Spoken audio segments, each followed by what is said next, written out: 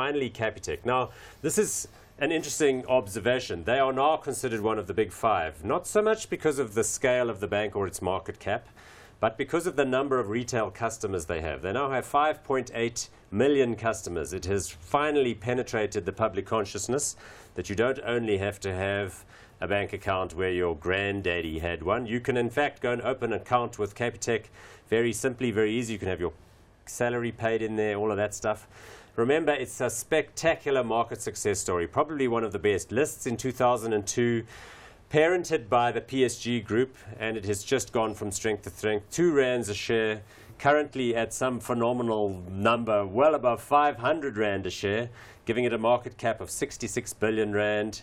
Price earnings ratio 25.8. Okay, that's the high one. Dividend yield 1.5. Hard to beat that kind of performance, huh? Yeah, no, very difficult. I mean, actually, at the PSG results, they actually gave us updated customer numbers. I think they're up to 6.9, and they're still adding about 100,000 every month now. So, I mean, this bank is growing very, very quickly. And, yeah, I think if you look at the metrics again, I mean, everyone else is operating cost of income of above 50%. They're operating on like 33, 35%. Just simply because they have new systems built from scratch, designed for quick turnaround time, no legacy technology nonsense. And low-cost branches that have nothing but what you need in them. So I think great. And they open these branches in towns where they really know the new sort of urban merging customers are based. Yeah. So here's the question. Let's look at the share price chart. When it's done as well as that, it looks like a ski lift there at the end. Can one still buy them at this 500 rand plus level?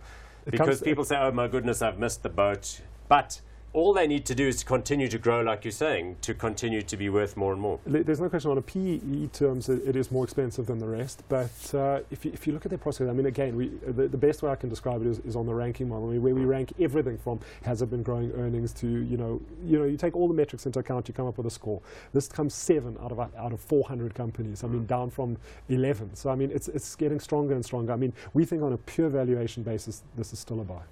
Well, there you go. So you're going to go with hot on this one. That's fabulous. Got to go hot.